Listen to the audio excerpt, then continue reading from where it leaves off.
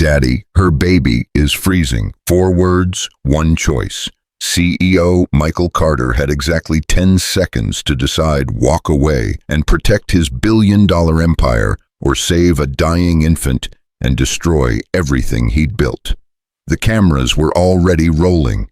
By morning, his face would be everywhere. His board would demand answers. The media would crucify him. But his 4-year-old daughter was crying, and a homeless girl was holding a baby who'd stopped breathing. 10 seconds. What would you do? The baby wasn't breathing.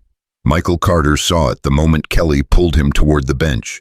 22 degrees, Christmas Eve, Rockefeller Center blazing with 50,000 lights, and on a snow-covered bench, a young woman clutched a bundle that wasn't moving. "Miss..."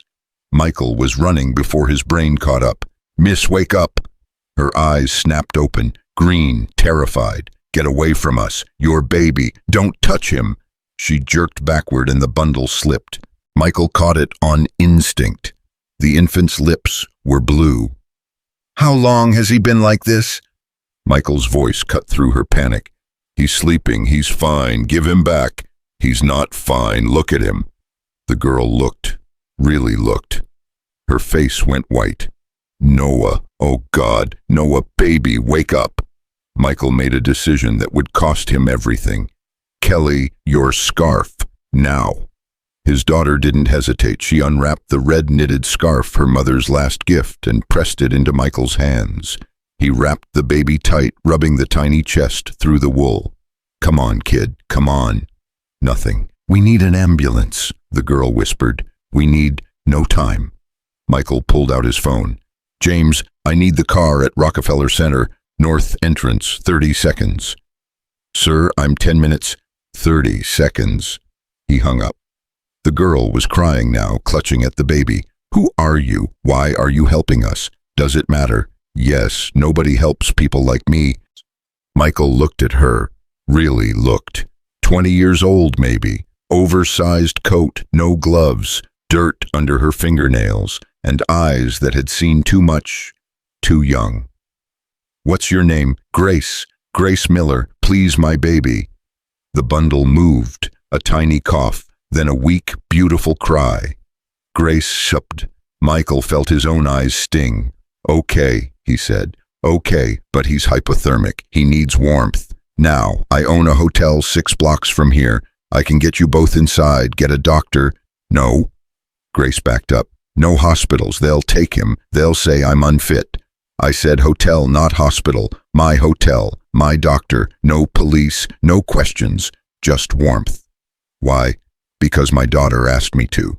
Michael nodded toward Kelly, who was watching with enormous brown eyes. "And because 2 years ago I lost a baby too. So I know what it feels like to be desperate, and I'm not walking away." Grace stared at him, at Kelly, at Noah still crying weakly in his arms. "1 night," she whispered. "Then we're gone." "1 night," Michael agreed. Flash. Michael's head snapped up. Photographer, 30 feet away, camera raised already, moving backward into the crowd. "Damn it!" "What?" Grace's voice spiked with fear. "Nothing. Cars here. Come on." But it wasn't nothing. Michael's instincts, honed through 15 years of corporate warfare, were screaming. That wasn't a tourist. That was a professional, which meant someone had tipped them off, which meant this was already a problem. The Mercedes pulled up. James took one look at Grace and Noah and opened the door without a word. Michael helped Grace inside, then lifted Kelly in. "The Archer," Michael said. "Fast." And James, "We were never at Rockefeller Center tonight." James met his eyes in the rear-view mirror. "Understood, sir." The drive took 4 minutes. Grace stared out the window like she was seeing New York for the first time. "I used to walk past this hotel," she said quietly. "When I was at NYU, before, I used to imagine what it was like inside." "You went to NYU?" "Art scholarship. Lost it when I got pregnant. Lost everything," Kelly piped up. "Why did you lose it?" "Kelly," Michael started. "It's okay." Grace managed a small smile. "I made a choice, sweetheart. Had a baby instead of finishing school. My parents said it was the wrong choice. So did everyone else. Was it? Grace looked down at Noah. No, he's the only right choice I ever made. The car pulled up to the Archer. Michael's head of security, Marcus, was waiting at the private entrance. Penthouse ready, sir. Dr. Rivera is on her way up. Good, Marcus, I need complete discretion on this. Marcus's expression didn't change. Of course, sir. They rode the elevator in silence. Grace kept looking around like she expected someone to stop her, to tell her she didn't belong. The penthouse doors opened. Grace stopped walking.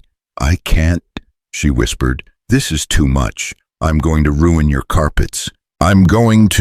You're going to sit down, Michael said firmly, and let the doctor examine your baby. That's all you're going to do. Dr. Elena Rivera was waiting in the living room. 50s kind eyes, the kind of competence that came from 30 years of emergency medicine. I'm Elena. You must be Grace. Grace nodded mutely. May I see Noah? For a long moment, Grace didn't move. Then slowly she held out the baby. Elena worked fast. Stethoscope, thermometer, gentle probing of tiny limbs. Moderate hypothermia, dehydration, possible malnutrition. He needs no hospitals. Grace lunged forward. I was going to say he needs warm fluids and monitoring, Elena said calmly, which I can provide here. But Grace, honey, if he gets worse. He won't, please, they'll take him if we go to a hospital. I can't lose him. Elena looked at Michael. He nodded slightly. Okay, Elena said. I'll stay the night, monitor him, but you need to trust me. Can you do that? Grace's eyes filled with tears. Why are you all being so nice to us? Kelly walked over and took Grace's hand. Because it's Christmas, she said simply, and because you needed help. And Daddy says when people need help, you help, even if it's hard. Grace broke, full shaking sobs. Elena gently took Noah to the bedroom to start treatment. Kelly stayed with Grace holding her hand, this tiny 4-year-old, comforting a stranger twice her age. Michael's phone buzzed. Unknown number. He stepped into the hallway to answer. Mr. Carter, the voice was male, smooth, familiar, in a way that made Michael's skin crawl. Lovely evening at Rockefeller Center, wasn't it? Who is this? Victor Reynolds. We met at the Plaza Charity Gala last month. Michael's blood went cold. Victor Reynolds, CEO of Reynolds Hospitality Group, his primary competitor, a man who'd spent 5 years trying to destroy the Archer's reputation. What do you want, Victor? Just wanted to congratulate you on your new charity case. Very photogenic. The girl, the baby, your daughter. It'll make a wonderful story. You had me followed. I had you watched. There's a difference. And honestly, Michael, I'm impressed. Most men in your position would have walked right past, but you couldn't resist playing hero. Get to the point. The point is I have photos, very clear photos. CEO of a luxury hotel chain picking up a homeless girl on Christmas Eve, taking her to his private penthouse, alone, with his young daughter present. The optics are questionable. Michael's hand tightened on the phone. That's not what happened. Isn't it? Because from where I'm standing, it looks like you've just handed me everything I need to destroy you. Unless, of course, we can come to an arrangement. What kind of arrangement? Sell me the Archer, majority stake, 51%. I'll kill the story. Your reputation stays intact. You get to keep playing the devoted father and tragic widower. Everyone wins. And if I refuse, then by tomorrow morning, every news outlet in New York will have these photos, along with a very interesting narrative about a grieving CEO and his questionable judgment. Your board will panic, your investors will run, and the Archer, it'll be mine anyway, for pennies on the dollar. Michael looked through the doorway. Grace was still crying. Kelly was still holding her hand. Noah was in the next room, fighting for every breath. I need time to think. You have until 8 a.m. tomorrow. Merry Christmas, Michael.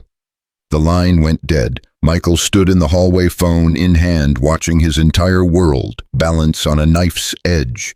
He could sell, give Victor what he wanted, protect his company, his reputation, his daughter's future, or he could fight.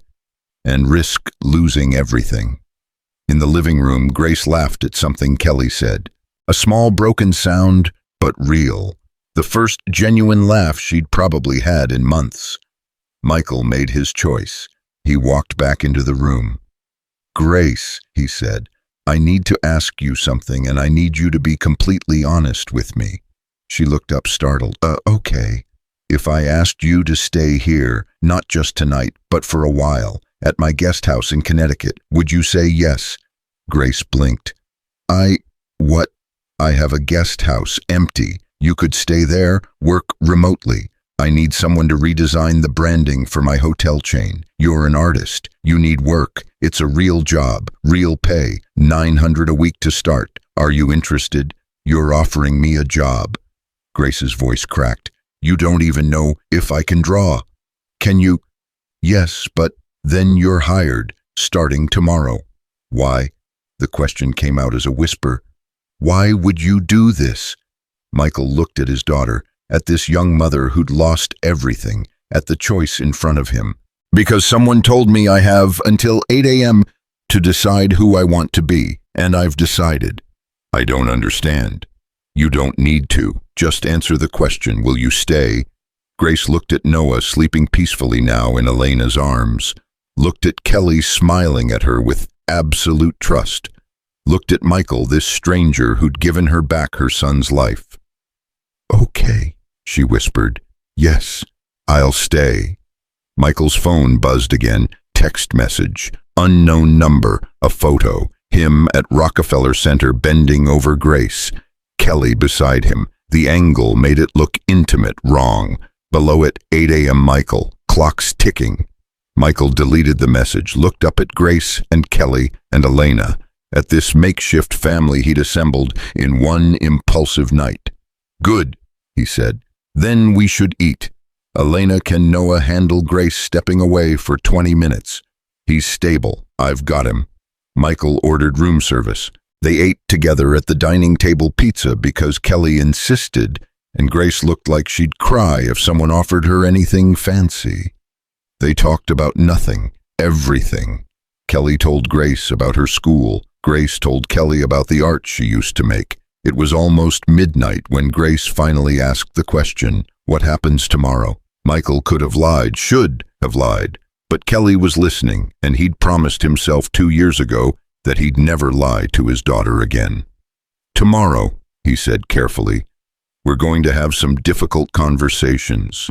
People are going to ask questions about why you're here. They're going to say things that aren't true, and I'm going to need you to trust me. Can you do that?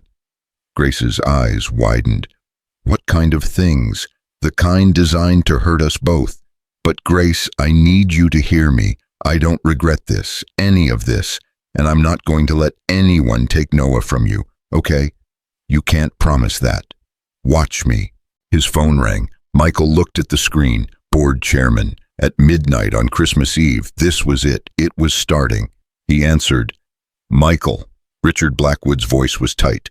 We have a problem. Someone just sent the entire board a photo of you with a homeless woman and her child.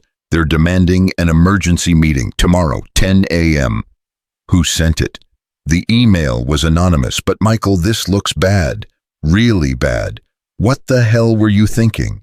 Michael looked at Grace, at Kelly, at the choice he'd made and would make again. I was thinking, Dad, he said quietly, that saving a child's life was more important than protecting my reputation. Your reputation is the company. If you go down, we all go down. Then I guess you'd better decide if you trust me, Richard. Silence. 10 a.m., Richard said finally. Conference room. Every board member. And Michael, you'd better have one hell of an explanation. He hung up. Grace was staring at Michael with horror. This is because of me. You're in trouble because of me. I'm in trouble because someone wants to destroy me and saw an opportunity. That's not your fault. What are you going to do? Michael smiled. It wasn't a nice smile. I'm going to fight. His phone buzzed one more time. Another text, another photo, this one of Grace entering the hotel. The timestamp 7:43 p.m. and below it, last chance Michael, 8 a.m. Tick-tock. Michael looked up at Grace, at Kelly, at the life he'd accidentally assembled tonight, at everything he stood to lose, and he thought, let them come. Grace, he said, tomorrow I'm taking you and Noah to Connecticut, to the guest house. You're going to stay there while I handle this. You're going to be safe, both of you. I promise. But your company will survive or it won't. But either way, you don't belong in this fight. So you're going to Connecticut, and you're going to start sketching, and you're not going to read the news. Deal. Grace nodded, tears streaming down her face. Deal. Kelly yawned, enormous and infectious. Is Grace really staying with us, Daddy? Yes, sweetheart. Good, I like her, and Noah needs someone to protect him, like you protect me. Michael lifted Kelly into his arms. Time for bed, little one. Can Grace stay in the room next to mine so Noah can hear if I sing to him? Grace's breath caught. You do that. My room is boring, Kelly said seriously. But the yellow room has the pretty curtains. Noah would like those.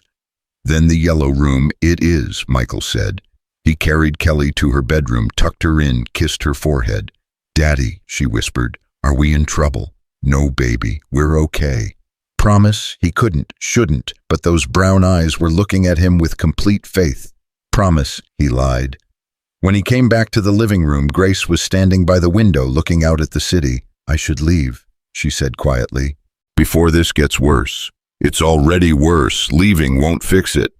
But staying will make it worse for you. Michael walked over to stand beside her. Down below, New York glittered with Christmas lights. Somewhere out there, Victor Reynolds was planning his next move. The board was panicking, the media was circling, and in this penthouse, a baby was breathing steadily for the first time in days. Let me tell you something about worse, Michael said. 2 years ago, I lost my wife and child on Christmas Eve. I held Sarah's hand while she died. I buried a baby I never got to meet. That was worse. Everything else is just noise. Grace turned to look at him. I'm so sorry. Don't be. Just stay. Do your job. Let me do mine. And Grace, when this is over, when the dust settles, I'm going to make you a promise. You're never going to sleep on a bench again. You're never going to wonder if your baby is going to make it through the night. That's over. You hear me? That part of your life is over. You can't promise that. Watch me. Grace smiled, a real smile this time, small, fragile, but real. Okay, Michael Carter, I'll stay. Good, now get some sleep. Tomorrow's going to be interesting. Grace went to the yellow room where Elena had set up Noah's makeshift crib. Michael stood alone in the living room, phone in hand, staring at Victor's text. 8 a.m. He had 8 hours to prepare for war. He started making calls. The first call Michael made was to his lawyer. David, I need you at the Archer, now. David Chen had been Michael's attorney for 12 years. He'd handled the acquisition of 4 hotel chains, 2 hostile takeover attempts, and Sarah's estate. He'd never heard Michael sound like this. It's 12:30 a.m. on Christmas, Michael. What happened? I'm being blackmailed, and in 9 hours, my board is going to try to fire me. Silence. Then I'll be there in 20 minutes. The second call was to Marcus, his head of security. I need everything you can find on Victor Reynolds. Bank records, business deals, personal life, everything. And Marcus, I don't care how you get it, just get it. That's technically illegal, sir. So is blackmail. Can you do it or not? I'll have something by morning. The third call was the hardest. Michael stood at the window watching the city sleep and dialed a number he hadn't called in 6 months. Michael.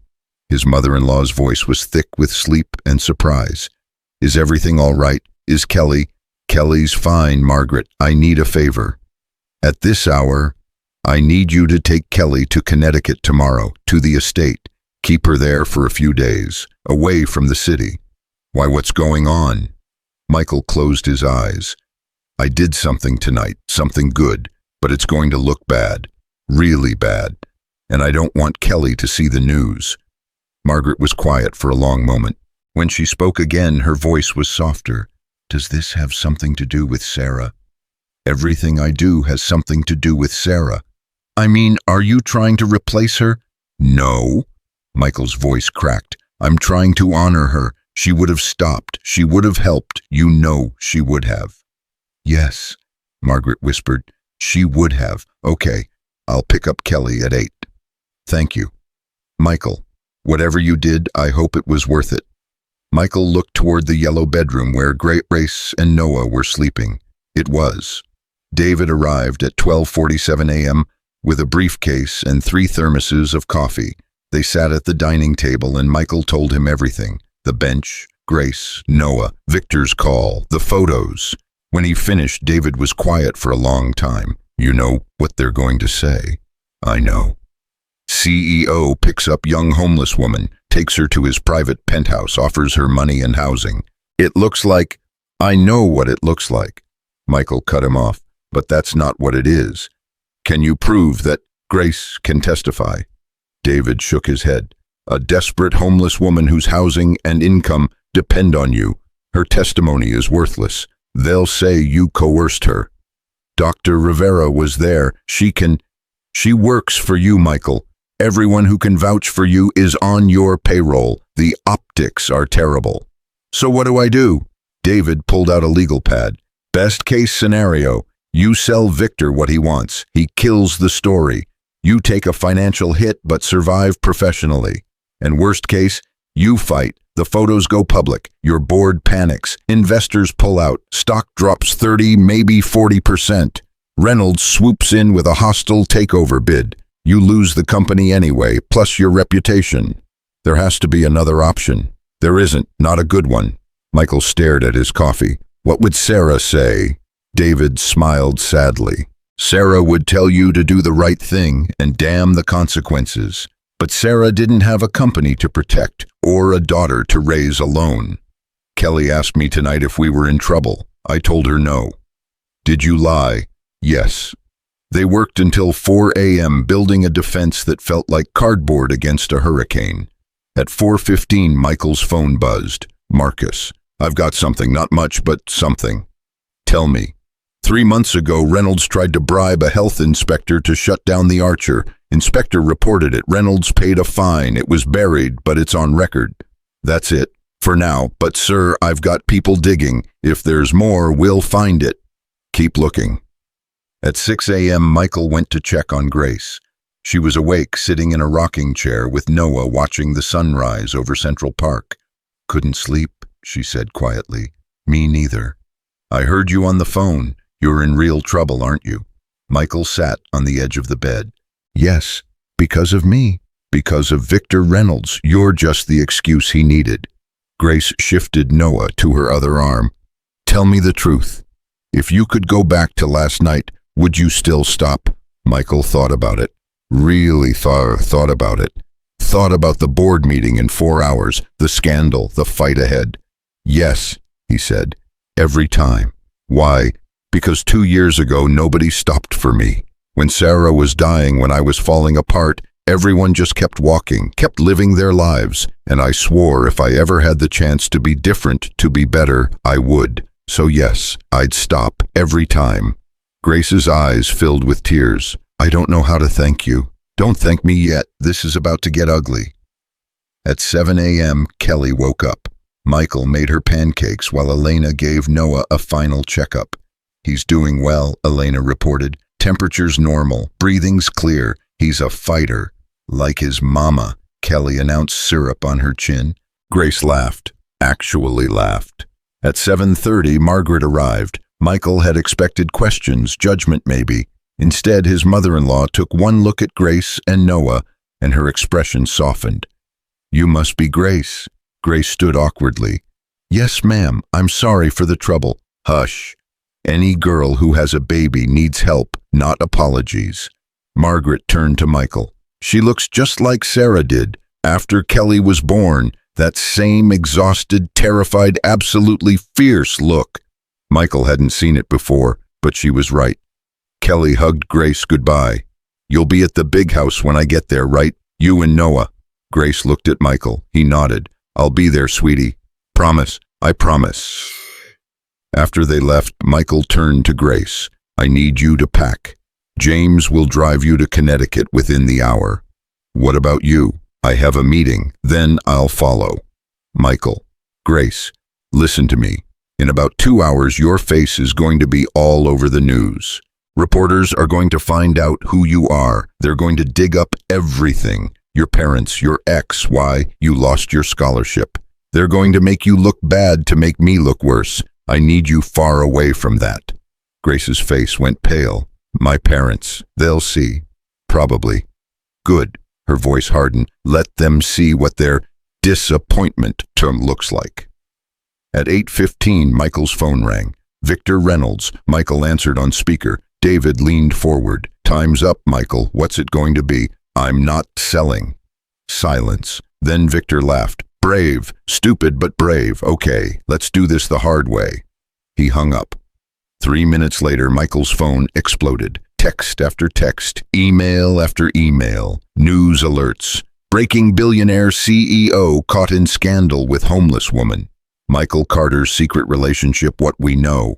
Archer Hotel's CEO under fire for inappropriate conduct. And photos, dozens of photos. Him bending over Grace at the bench, helping her into the car, walking her into the hotel. The angles made everything look intimate, secretive, wrong. David's phone rang, then Michael's office line, then the building's main number. It's starting, David said. Get Grace out of here, now. James had the car running. Michael walked Grace and Noah down the private elevator, through the service entrance into the Mercedes. When this is over, Grace said through the window, I'm paying you back, somehow. I don't know how, but just take care of Noah. That's payment enough. The car pulled away. Michael watched it disappear into traffic, then turned to face the building, his building, the one he'd bought with Sarah, the one he'd built into an empire, the one he might lose today. At 9:45, Michael and David walked into the conference room. All 12 board members were already there. Richard Blackwood sat at the head of the table, looking like he'd aged 10 years overnight. Michael, David, sit. They sat.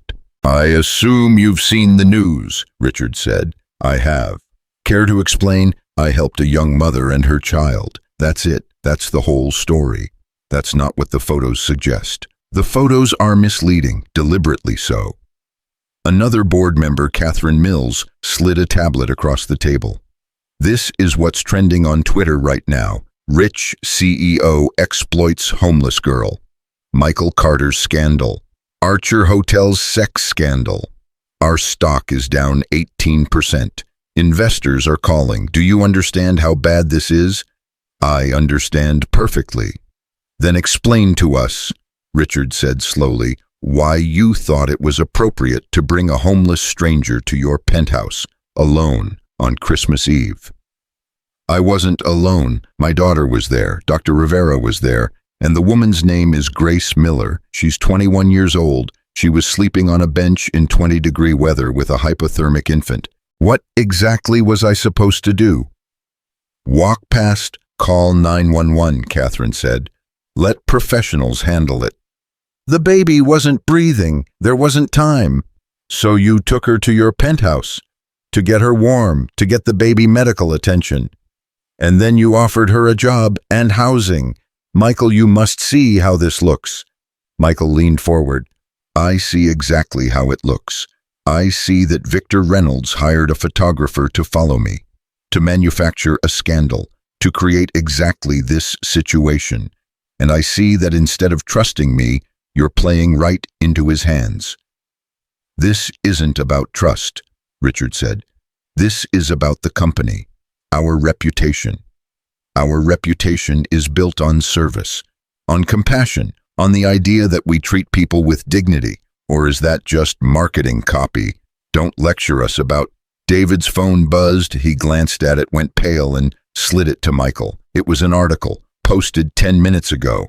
Grace Miller, from art student to homeless mother, the full story. Michael's hands shook as he read. They'd found everything. Grace's parents, her scholarship, the pregnancy. They'd interviewed her ex-boyfriend who called her unstable. They'd talked to former classmates who said she always needed attention. They'd built a narrative of a troubled girl who seduced a grieving billionaire. It was character assassination, perfectly executed. "This is what Victor does," Michael said quietly. "He destroys people, and you're going to let him do it to us. You're trying to protect yourselves. There's a difference." Richard stood. "Michael, we're calling for a vote. Either you step down as CEO temporarily while we investigate, or we remove you. Those are your options." "You can't remove me. I own 43% of this company, and we own 57 together, so yes, we can." Michael looked around the table, at people he'd worked with for years, people he'd trusted, people who were looking at him like he was a stranger. "If you do this," Michael said, "Victor wins. He'll make an offer for the company within 24 hours.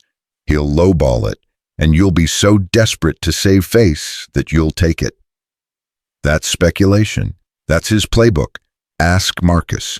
He's been investigating Reynolds all night. Marcus stepped forward, placed a folder on the table. 3 months ago, Reynolds attempted to bribe a city health inspector to manufacture violations at the Archer. The inspector reported it. Reynolds paid a $50,000 fine. It was kept quiet, but it's documented. Catherine flipped through the folder. "This proves he's corrupt. It doesn't prove the photos are fake." "The photos aren't fake," Michael said. "They're just taken out of context. Grace Miller is a real person with a real baby who was really dying. I really helped her. That's the truth. Everything else is spin." "Where is she now?" Richard asked. "Safe, away from reporters. We need to interview her." "No." "Michael, no, she's been through enough. I'm not putting her in front of cameras to be torn apart so we can save our stock price." "Then we have a problem," Richard said.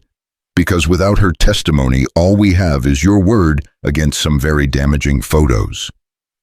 Michael's phone rang. Unknown number. He almost didn't answer. Then something made him look. It was Grace. "I need to take this." He stepped into the hallway. "Grace, what's wrong?" "Turn on the news." Her voice was shaking. "Channel 7, right now." Michael pulled out his tablet, found the channel, and there was Victor Reynolds. Live interview. Sitting in a pristine studio, looking concerned and earnest. "Mr. Reynolds, you've had business dealings with Michael Carter in the past. What's your reaction to these photos?" "Look, I want to be careful here," Victor said.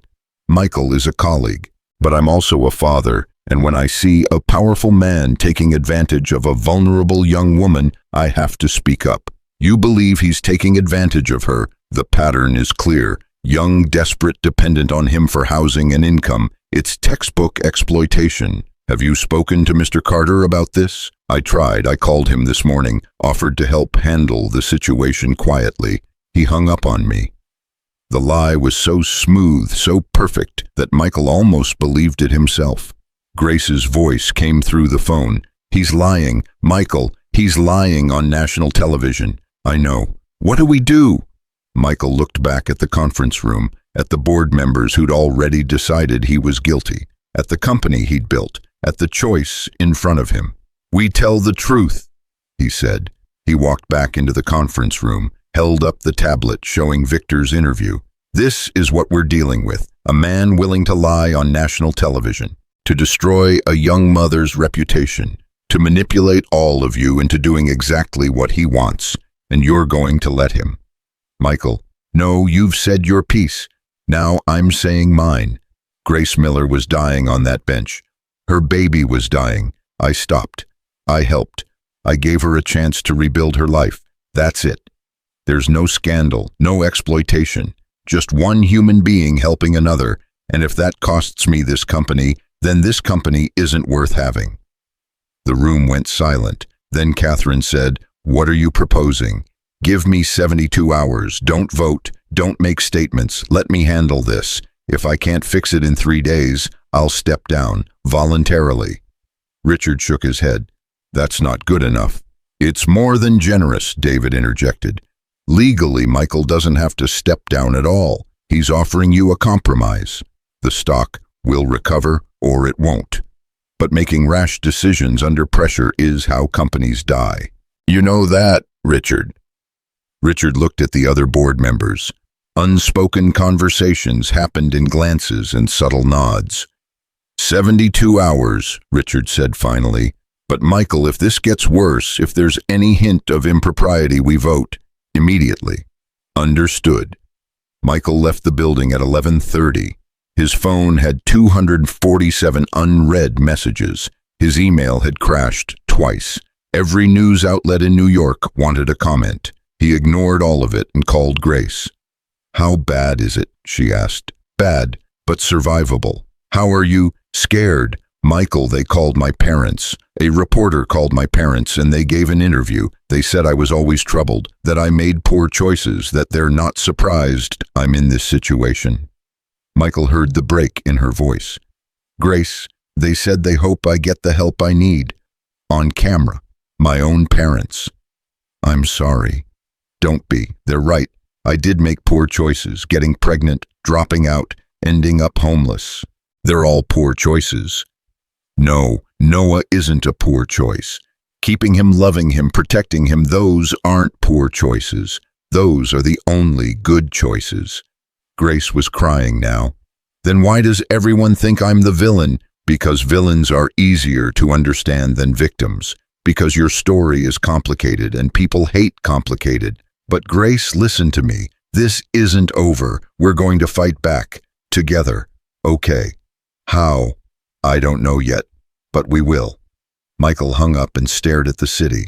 Somewhere out there, Victor was celebrating. The board was panicking. Grace's parents were giving interviews. The media was circling like sharks, and Michael had 72 hours to fix it all. His phone buzzed one more time. Margaret. Michael, you need to see this. I'm sending you a video. Kelly recorded it on my phone this morning before we left. The video loaded. It was Kelly sitting on the floor of the penthouse talking directly to the camera. Hi, my name is Kelly Carter. I'm 4 years old. Last night my daddy and me saw a lady and her baby on a bench. The baby wasn't moving. He was too cold. My daddy helped them. He gave them his coat. I gave them my scarf, the one my mommy made before she died. We help them because that's what you're supposed to do when someone needs help. My daddy says people are saying bad things about the angel lady now, but she's not bad. She was just cold and scared and she needed help. And my daddy is good. He's the best daddy in the whole world. So if people are saying bad things, they're wrong. They're just wrong. The video ended. Michael watched it 3 more times, tears streaming down his face. Then he forwarded it to David with one message. Post this everywhere, right now. David called back immediately. Michael, are you sure using Kelly? She already recorded it. I'm not using her. I'm letting her speak. The media can go to hell. Post it. David posted the video at 1:47 p.m. By 2:00 p.m. it had 10,000 views. By 3:00 p.m. it had gone viral. By 4:00 p.m. the narrative started to shift. 4-year-old defends father in homeless woman scandal. Kelly Carter's heartbreaking video. Is Michael Carter a villain or a hero? The board called an emergency session for 6:00 p.m. Michael knew what it meant. They were going to vote. 3 days early, while public opinion was still shifting, he had 2 hours to save everything, and he had absolutely no idea how. Michael had 90 minutes to figure out how to save his company when Marcus called. Sir, you need to come to the lobby now. Marcus, I don't have time. There are 40 reporters outside and Grace Miller just walked through the front door. Michael's blood went cold. What? She saw Kelly's video. She's demanding to speak to the press. Sir, she's about to walk out there. Michael ran. Down the elevator, through the corridor, into the lobby where Grace stood facing the glass doors. Noah strapped to her chest, her shoulders squared like she was heading into battle. Grace, stop. She turned. Her eyes were red from crying, but her jaw was set. I can't let Kelly fight my battles. She's 4 years old, Michael. And you're 21 with a 6-month-old baby. You don't owe these people anything. I owe Kelly everything. She gave Noah her mother's scarf. She stood up for me on camera. The least I can do is tell the truth. They'll destroy you. They already have. My parents went on television and called me troubled. My ex called me unstable. What else is left? Michael grabbed her shoulders. Your dignity, your privacy, your chance to start over. Grace, once you walk out there, you can't take it back. Good, I don't want to take it back. She pulled away and headed for the doors. Michael caught her arm. Wait, if you're going to do this, do it right. Not out there with 40 people shouting questions. Here, controlled. One reporter, on our terms. Grace hesitated. Who? Sarah Chen, New York Times. She's fair. She'll let you tell your story. And if I tell it and nothing changes, then at least you told it. Your way. Your words. Grace looked down at Noah, then back at Michael. Okay, call her. Sarah Chen arrived 23 minutes later with a recorder and a notepad. Michael set them up in a conference room, then started to leave. Stay, Grace said, please. So Michael sat beside her while Sarah asked the questions everyone wanted answered. How did you meet Michael Carter? Grace's voice shook but held. I was sleeping on a bench at Rockefeller Center. My son was hypothermic. Mr. Carter's daughter noticed us. She asked her father to help. He did. Why were you homeless? I got pregnant at 19, lost my scholarship. My parents gave me a choice: abortion or disownment. I chose my son. They chose to forget I existed. What happened at the hotel? Mr. Carter gave us warmth and medical care. His doctor examined Noah, saved his life probably. Then Mr. Carter offered me a job and a place to stay. Real work for real pay. No strings. Just kindness I didn't know still existed. Sarah leaned forward. Grace, some people are suggesting the relationship was inappropriate, that Mr. Carter took advantage. Then some people are liars. Grace's voice went hard. Mr. Carter lost his wife 2 years ago. He knows what grief looks like, what desperation looks like. He saw a mother trying to keep her baby alive, and he helped. That's it. Anyone saying different is selling newspapers, not truth. His daughter made a video defending him. I know, I saw it, and that's why I'm here, because Kelly Carter is 4 years old, and she's braver than most adults I know. She stood up for what's right, so I'm standing up too. Sarah scribbled notes. What do you want people to know? Grace was quiet for a long moment. When she spoke, her voice was thick with emotion. I want them to know that homelessness isn't a choice, that being poor doesn't make you worthless, that making mistakes doesn't mean you deserve to freeze to death on a bench. And I want them to know that Michael Carter is a good man who did a good thing, and if that costs him everything, then we've all failed. Not him, us. The interview ran for 40 minutes. When it was over, Sarah packed up her recorder. This will be online in an hour, print edition tomorrow. Grace, you're very brave. I'm very tired, Grace corrected, but thank you. After Sarah left, Grace collapsed into a chair, shaking. Did I say the right things? You said true things, that's better. Grace's phone rang, unknown number. She almost didn't answer. Then something made her look. It was her mother. Grace stared at the screen like it might explode. Michael watched her face cycle through a dozen emotions before she finally answered. Mom. Grace, we saw the interview. Your father and I, Her mother's voice cracked. We made a mistake. Grace's hand tightened on the phone. You disowned me. You called me troubled on national television. That's not a mistake. That's a choice. We were scared and angry, and we thought we were doing the right thing. The right thing was helping your daughter. The right thing was meeting your grandson, but you chose pride over family. So don't call now because the media is watching. Don't call because you're embarrassed. Just don't call. Grace, please. I have a family now, people who actually care if Noah and I live or die. So thank you for calling, but it's too late. She hung up, turned off her phone, looked at Michael with eyes that were dry but devastated. I thought I'd feel better saying that, but I just feel empty. That's how grief works. Anger first, then emptiness, then eventually something like peace. Or so Sarah used to say. Grace managed a small smile. Your wife was smart. The smartest person I knew. Michael's phone buzzed. David. The interview just posted. It's trending. Comments are mostly supportive. But Michael, the board meeting is in 40 minutes. They're still planning to vote. Then let them vote. He hung up and looked at Grace. You should go back to Connecticut. Margaret's there with Kelly. You'll be safe. What about you? I have a meeting to attend. You're going to lose, aren't you? Michael thought about lying, decided against it. Probably. Because of me. Because of Victor Reynolds and a board too scared to fight. You're just the excuse. If it wasn't this, it would have been something else. Grace stood, walked over, and did something that surprised them both. She hugged him, a real hug, fierce and grateful and goodbye. Thank you, she whispered, for everything. Thank you for being brave enough to tell the truth. She left with Marcus, heading back to Connecticut, and Michael stood alone in the conference room staring at his phone.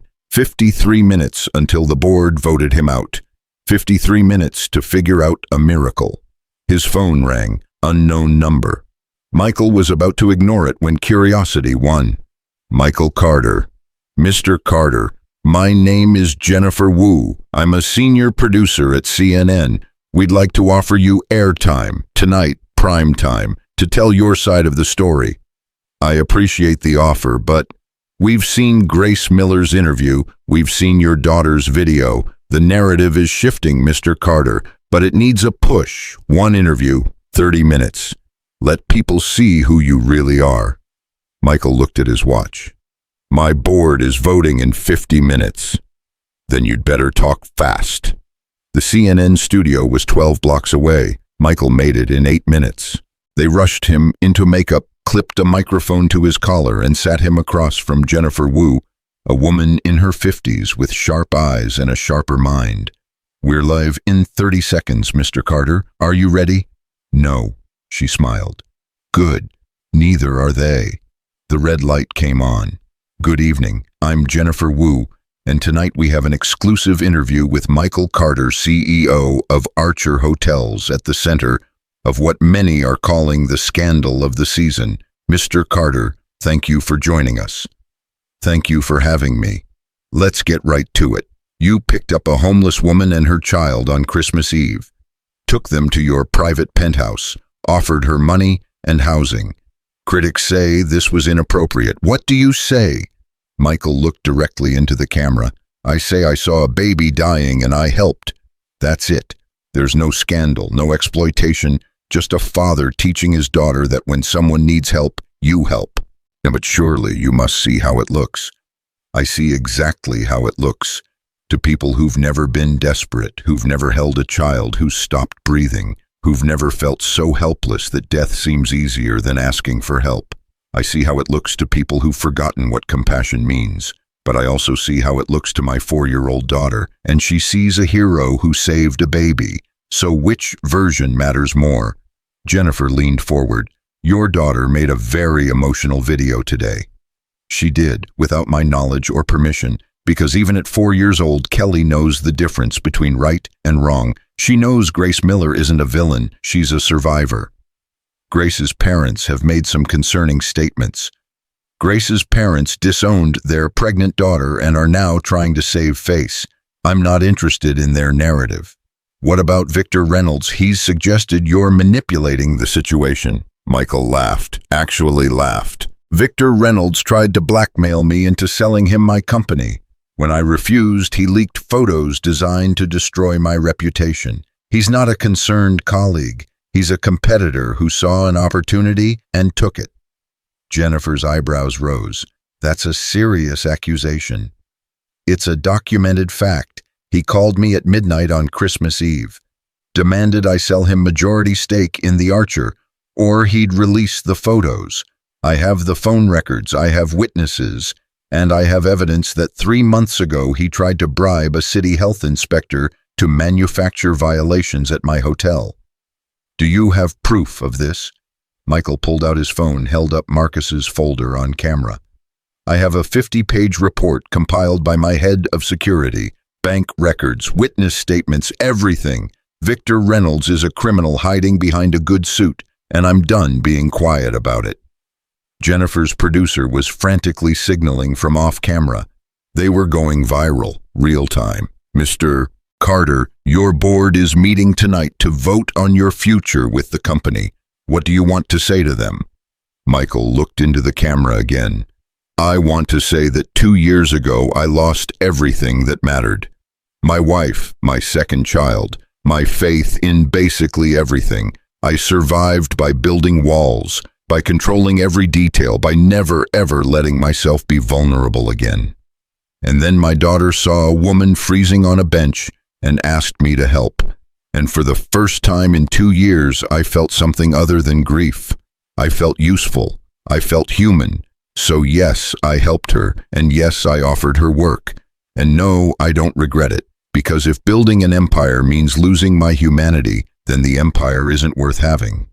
The interview ran 28 minutes. Michael left the studio at 5:47 p.m. and raced back to the Archer. The board meeting started at 6.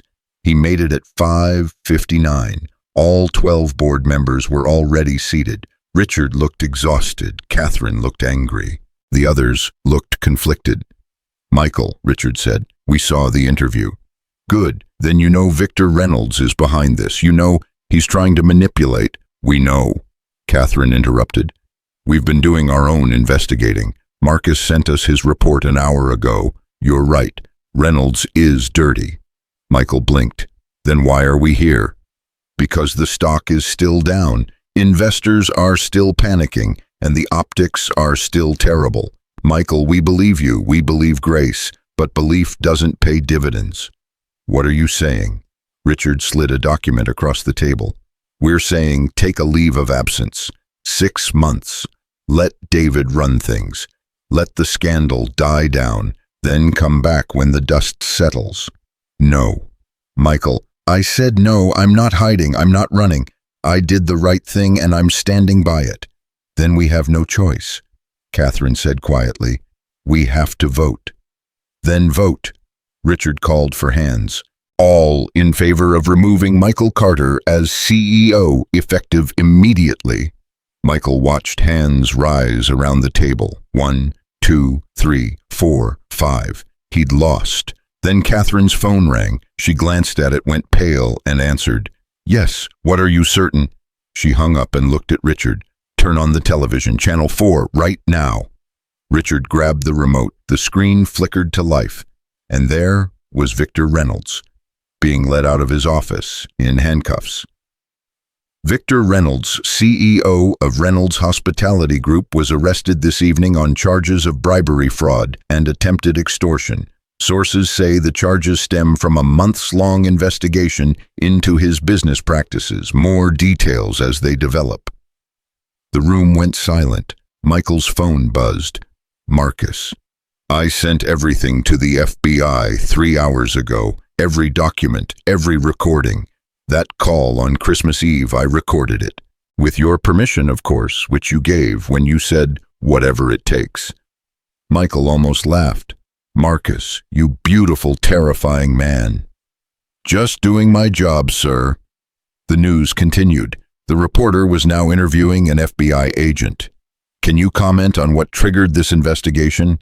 "We received a comprehensive report from a private security firm detailing multiple instances of fraud and corruption. Once we verified the information, we moved quickly. Mr. Reynolds will face multiple charges." Catherine muted the television. The board members were staring at Michael like he'd performed a magic trick. "You did this," Richard said. "You took down Reynolds." "I defended myself," Michael corrected. "There's a difference." Richard stood, walked around the table, extended his hand. "I'm sorry, we should have trusted you." Michael shook his hand. "Yes, you should have. The vote is rescinded. You keep your position. And Michael, I'm sorry about your wife. I never said that. After Sarah died, I should have." "Thank you." The board filed out, leaving Michael alone with David. "You knew," Michael said, "about Marcus sending the files to the FBI. You knew." David smiled. "I'm your lawyer. I know everything. And for the record, Sarah would be proud. Reckless, maybe, but proud." Michael drove to Connecticut that night, arriving just after 9. The estate was lit up, warm light spilling from every window. Margaret met him at the door. Kelly's asleep. Grace is in the library. She's been watching the news. Michael found her there, curled up on the couch, Noah sleeping against her chest. "Hey," he said softly.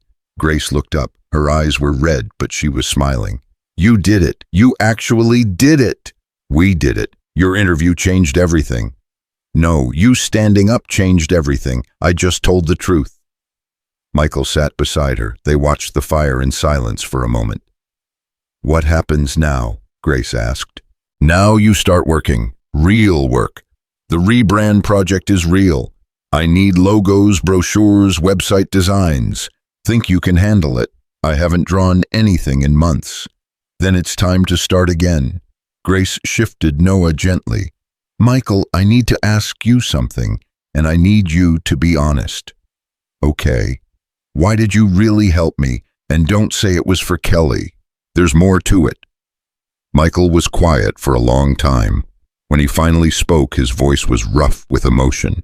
"Because when Sarah died, I wanted to die too. For months I went through the motions, took care of Kelly, ran the company, but inside I was just waiting for something. I didn't know what. And then I saw you on that bench, and I saw myself. Someone who'd lost everything, someone who was just trying to survive one more day. And I thought, if I can save her, maybe I can save myself too." Grace reached over and took his hand. "Did it work?" Michael thought about the last 48 hours. The fear, the fight, the moment he'd looked at that board and said the empire wasn't worth having if it cost his humanity.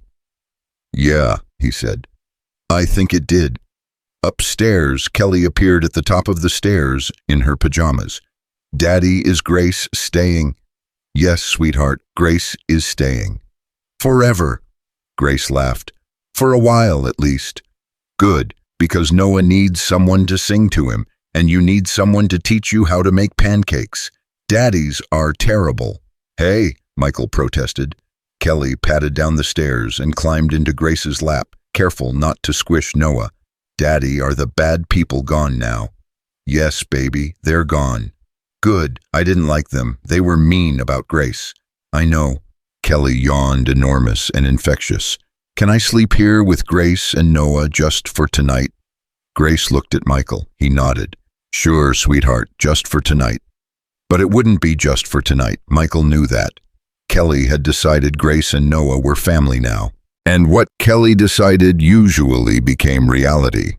Margaret appeared with blankets and pillows, and they made a nest on the library floor. Kelly curled up against Grace's side, her small hand resting on Noah's back. Within minutes, she was asleep. Michael covered them with a blanket, then stood looking at this strange, beautiful family he'd accidentally created. Grace looked up at him. "Thank you," she whispered. "For what?" "For seeing me when everyone else looked away." "Thank you for letting me." Michael left them there and walked outside onto the terrace. The December air was cold and clean. In the distance, he could see the lights of the city. Somewhere out there, Victor Reynolds was sitting in a cell. The board was issuing statements. The media was rewriting their narratives. And here, in this quiet house, a homeless girl was sleeping peacefully for the first time in months. Her baby was warm and safe. His daughter was happy. Michael pulled out his phone and opened his photos, found the last picture of Sarah taken 3 weeks before she died. She was laughing at something Kelly had said, her hand resting on her pregnant belly, joy radiating from every pixel. "I think you'd like her," Michael said to the photo. "Grace, she's stubborn and scared and brave all at once, kind of like you. And Kelly adores her. She calls her the Angel Lady." The wind picked up cold against his face. "I miss you," Michael whispered. "Every single day. But for the first time in 2 years, I feel like I'm living again. Not just surviving, actually living. And I think you'd be okay with that." He stood there for a long time, holding his phone, talking to his dead wife, making peace with the choice to keep moving forward. Inside, through the window, he could see Grace and Kelly and Noah, all sleeping peacefully in their nest of blankets. Margaret was sitting nearby, keeping watch. This grandmother who'd lost her daughter but gained an unexpected family. Michael's phone buzzed. Text from David. Stocks recovering, up 4% in after-hours trading. The board is issuing a statement supporting you, and CNN wants a follow-up interview. Thoughts? Michael typed back, no more interviews. Let the work speak for itself. Another text, this one from Marcus. Sir, there are 3 homeless shelters in Manhattan that have reached capacity tonight. If the Archer wanted to offer rooms at cost, I could arrange it. Just a thought. Michael smiled. Do it. And Marcus, make it permanent. Every Christmas Eve. Any shelter that's full, we take the overflow. No questions asked. Yes, sir. One more text. This one from a number Michael didn't recognize at first. Then he realized it was Sarah Chen from the Times. Grace's interview is the most read article of the day. You're both trending for the right reasons now. People are donating to homeless charities in Noah's name. Thought you'd want to know. Michael looked at the sky. Wherever Sarah was, he hoped she was seeing this. Hoped she knew that their daughter was growing up brave and kind. Hoped she understood that helping Grace wasn't about replacing her. It was about honoring everything she'd taught him. The terrace door opened. Grace stepped out, Noah in her arms. Kelly's asleep. Margaret's with her. Thought you might want company. Always. They stood together looking at the city lights, 2 people who'd both lost everything and somehow found each other. Michael, can I ask you something? Anything. When this is all over, when the news cycle moves on and people forget, will you regret it? Helping me. Michael looked at her, really looked, at this young woman who'd survived things that would have broken most people, who'd chosen her child over comfort, who'd stood in front of cameras and told the truth even when it hurt. No, he said, I'll never regret it. You reminded me what it feels like to be human. And Grace, you're going to do amazing things. I can feel it. How do you know? Because survivors always do. Inside, Kelly stirred, calling out for her daddy. Michael turned to go, but Grace caught his arm. Michael, your wife, Sarah, she'd be proud of you. How do you know? Because I'm a mother, and if something ever happened to me, I'd want someone exactly like you to take care of Noah, someone brave enough to do the right thing even when it's hard. Michael's throat tightened. Thank you. He went inside to his daughter. Grace stayed on the terrace, holding Noah, looking at the stars. And somewhere in the city, the world kept turning. The news kept churning. Life kept happening. But in this house, on this night, everyone was safe. Everyone was warm. Everyone was home. 3 weeks passed before Grace picked up a pencil. Michael found her in the guest house studio he'd set up, staring at a blank sketch pad like it might bite her. Noah was napping in a bassinet nearby, and through the window Kelly's laughter echoed from the garden, where Margaret was teaching her to plant winter bulbs. How long have you been sitting there? Michael asked. Grace didn't look up. 2 hours, maybe 3. And how many lines have you drawn? None. Michael pulled up a chair. Why? Because what if I can't anymore? What if I lost it? What if you gave me this job and I can't actually do it? Grace, you were at NYU on a full scholarship. You didn't lose anything. That was before Noah, before being homeless, before everything. Before doesn't matter, now matters. So pick up the pencil. Grace's hand trembled as she lifted it. What if it's terrible? Then it's terrible and we try again tomorrow. But Grace, you can't fail at something you won't even attempt. She put pencil to paper, 1 line, then another. Her hand moved slowly at first, then faster, muscle memory taking over. Within minutes she was lost in it, sketching the view from the window. The garden, the winter trees, Kelly's small figure kneeling in the dirt. Michael watched for a moment, then quietly left her to it. He found Margaret in the kitchen preparing lunch. How's she doing? Margaret asked. She's drawing, finally. And how are you doing? Michael poured himself coffee. Fine. Michael. I said I'm fine. Margaret put down her knife. You saved that girl's life. You nearly lost your company doing it. Victor Reynolds is facing federal charges because of evidence you provided. And you're standing in my kitchen saying you're fine, so I'll ask again. How are you really doing? Michael sat heavily at the table. I don't know. Some days I wake up and I think Sarah would be proud. Other days I think I'm using Grace to fill a hole that can't be filled. And then Kelly calls Grace almost mommy, and I don't know whether to correct her or let it be.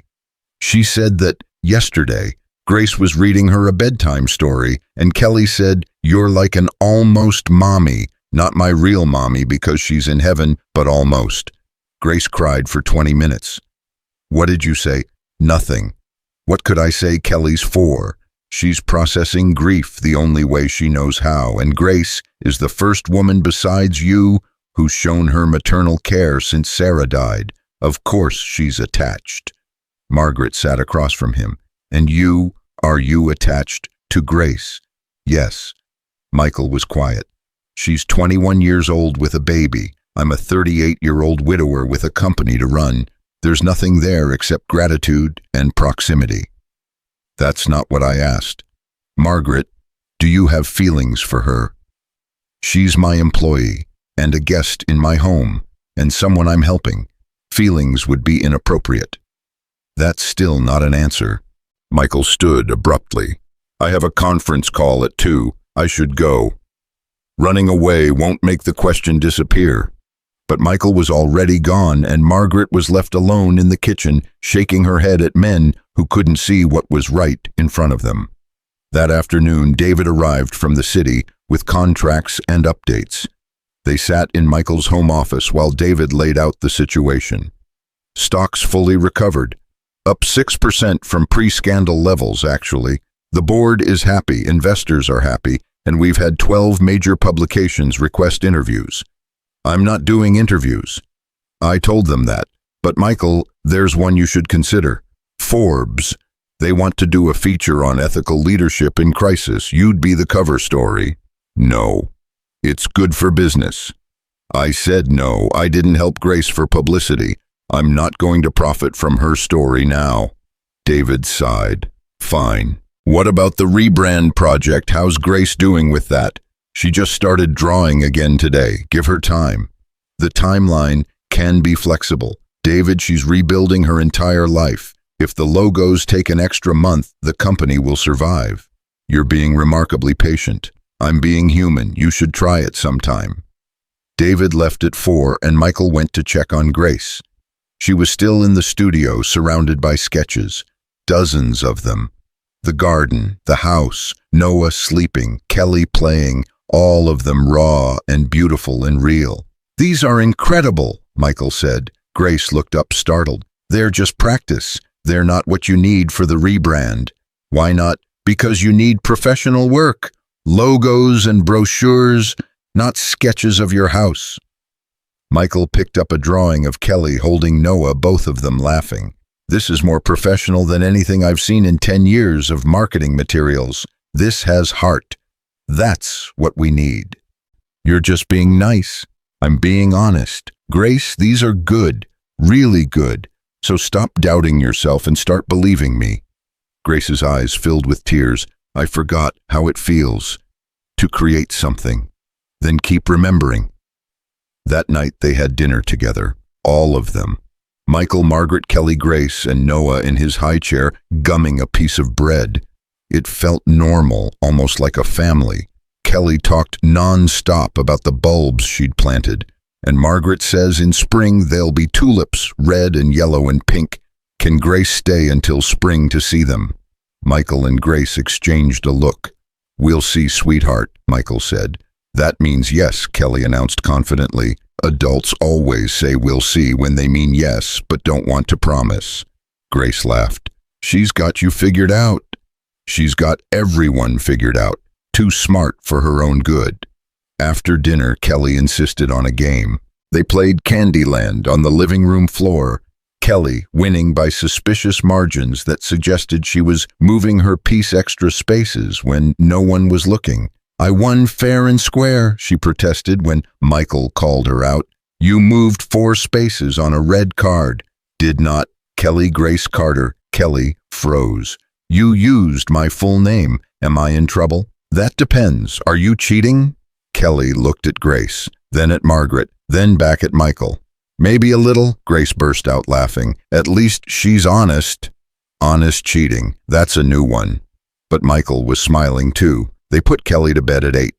She made Grace promise to check on her before going to sleep, and made Michael promise to leave the hallway light on, and made Margaret promise to make chocolate chip pancakes in the morning. She's good at extracting promises, Grace observed as they left Kelly's room. It's a skill she perfected after Sarah died. If she could get promises, she felt more secure, like the world was less likely to change. Does it work? Sometimes. Other times the world changes anyway, and we all pretend we're fine. They walked downstairs together. Margaret had already retired to her room. Noah was asleep. The house was quiet. Want some tea? Michael offered.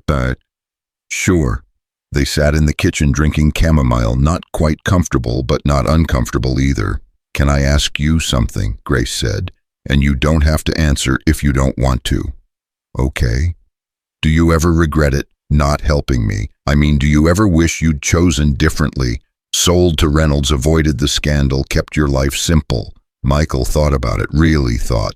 No, the scandal was hard. Almost losing the company was terrifying, but simple isn't always better. And Grace helping you reminded me who I wanted to be, so no regrets. Even though Kelly's calling me almost mommy, Michael went still. You heard that. I hear everything. The walls are thin and she has a loud voice. Grace smiled sadly. I told her I'm not her mommy, that her real mommy is in heaven and very special, and I could never replace her. What did she say? She said, I know, but you're here and she's not, so you're almost. Then she asked if Noah could call you almost daddy, and I nearly dropped the book. Michael laughed despite himself. What did you tell her? I said we'd have to ask you first. So, can Noah call you almost daddy? Grace, I'm kidding, sort of. The point is, Kelly's attaching to me, to this situation, and I'm worried that when I eventually leave, it's going to hurt her. Who says you're leaving? Michael, I can't stay here forever. This isn't my house. You're not my family. This is temporary.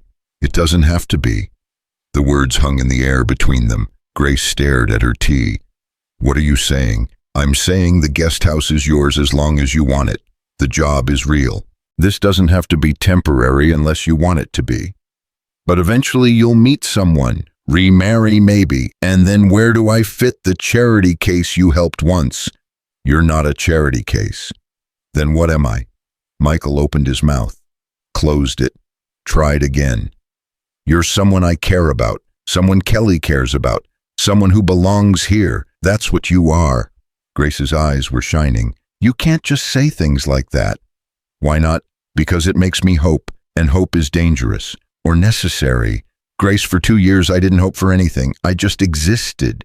And then I met you, and suddenly I'm hoping again. For Kelly's future, for the company, for myself. You did that. So maybe hope isn't dangerous. Maybe it's the whole point. Grace wiped her eyes. You're too good at words. I'm really not. I'm terrible at words. Ask anyone who's ever had to sit through one of my board presentations. Grace laughed, watery but real. I should go to bed. Noah will be up at 5. Grace, wait. About what I said. Don't take it back. Please, just let me have it for tonight. She left before Michael could respond, and he sat alone in the kitchen staring at his tea, wondering when helping a stranger had turned into something he couldn't quite name. The next morning brought a surprise. A package arrived for Grace. Large, flat, professionally wrapped. Margaret brought it to the guest house where Grace was working. This came for you. Grace stared at the package like it might explode. I don't understand. I didn't order anything. Open it and find out. Inside was a canvas, professional grade, pre-stretched, and a set of oil paints. The expensive kind. The kind art students dreamed about but could never afford. There was a note. For when you're ready to paint something bigger, you have talent. Use it. M. Grace ran to the main house, found Michael in his office on a video call. I'm sorry to interrupt. Michael muted the call. What's wrong? The paints, the canvas. Michael, these are too much. They're a work expense for the rebrand project. The rebrand project doesn't need oil paintings. It needs whatever you need to create your best work. If that's oil paintings, then it's oil paintings. But, Grace, stop arguing and just say thank you. Grace's lip trembled. Thank you. You're welcome. Now go make something beautiful. She did. Over the next week, Grace painted. Not logos or brochures. She painted what she felt. The bench at Rockefeller Center, Kelly's scarf wrapped around Noah, the view from the penthouse window, Michael's face the first time he'd held Noah, fear and determination mixing into something fierce. Michael found her in the studio late one night, paint in her hair, exhausted but glowing. Can't sleep, he asked. Don't want to. If I sleep, I might wake up and this might be a dream. It's not a dream. Grace gestured at the canvases lining the walls. Then what is it? Because 3 weeks ago I was sleeping on a bench, and now I'm in a mansion painting at midnight because I want to, not because I have to. How does that happen? It happens because you survived long enough to be saved, and because sometimes the universe gets it right. Grace put down her brush. Michael, I need to tell you something, and I need you to not make a big deal about it. Okay. I called a gallery today, in the city, the one that rejected me when I was at NYU. I sent them photos of these paintings. And they want to show them, not like a full exhibition, just a small showing, 3 pieces, but they want to include my story. Homeless artist finds redemption, that whole narrative. How do you feel about that? Conflicted. Part of me wants to tell them to shove their narrative. But part of me thinks if my story helps someone else, maybe it's worth it. What did you tell them? I said I'd think about it because I wanted to talk to you first. It's your story too, and Kelly's. I won't do it if you're not comfortable. Michael walked over to one of the paintings, the one of him holding Noah. He barely recognized himself. The man in the painting looked vulnerable, human, nothing like the controlled CEO he'd worked so hard to become. Do it, he said. Tell your story, our story. Maybe someone needs to hear it. You're sure? I'm sure. 2 days later, Grace agreed to the gallery showing. It would happen in 4 weeks, 3 paintings, a small reception, nothing major, but it was a start. Michael threw himself into helping her prepare. He hired a professional photographer to document the paintings. He had the gallery's lawyer review the contracts. He even offered to attend the opening, though Grace insisted he didn't have to. You've done enough, she said. I want to be there. Why? Because I'm proud of you, and because someone should be there who knows what these paintings cost. Grace didn't argue. The weeks passed in a blur. Grace painted, Michael worked, Kelly started pre-K. Margaret organized the household. Noah learned to roll over. Life happened in small, ordinary ways that felt miraculous after everything. Then 10 days before the gallery opening, Grace's phone rang. Unknown number. She almost didn't answer, but something made her pick up. Grace, it's Dad. Grace's hand tightened on the phone. How did you get this number? Your gallery posted about the showing. We saw the announcement. We'd like to come to see your work. No. Grace, please. We made mistakes. We know that. But you're our daughter.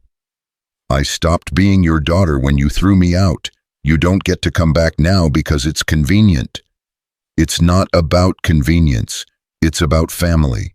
Grace laughed bitterly. Family is the people who stay when things get hard. You left. So did Mom. You made your choice. Now I'm making mine. Don't come to the opening. Don't call again. And don't pretend you care now that I have something you can be proud of. She hung up, turned off her phone, sat shaking in the middle of the studio. Michael found her there 20 minutes later. Grace, they want to come to the opening. My parents. They saw the announcement, and now suddenly, they care. Michael sat beside her. What did you tell them? I told them no. I told them to stay away. Was that wrong? They're my parents. Maybe I should. You should do exactly what you did. You set a boundary. That's not wrong. That's healthy. But what if I regret it? What if someday I wish I'd given them another chance? Then someday you can make a different choice.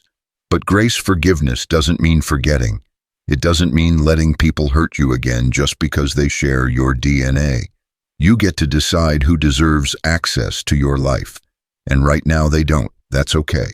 When Grace leaned against him, and Michael let her, and they sat like that until Noah woke up crying, and the moment passed. The night before the gallery opening, Michael couldn't sleep. He found himself standing in the studio at 2 a.m., looking at Grace's paintings by moonlight. Margaret's voice came from behind him. They're beautiful, aren't they? Yeah, they are. She's talented. I see why you want to help her. It's not about wanting to help anymore. No, then what's it about? Michael touched the painting of himself holding Noah.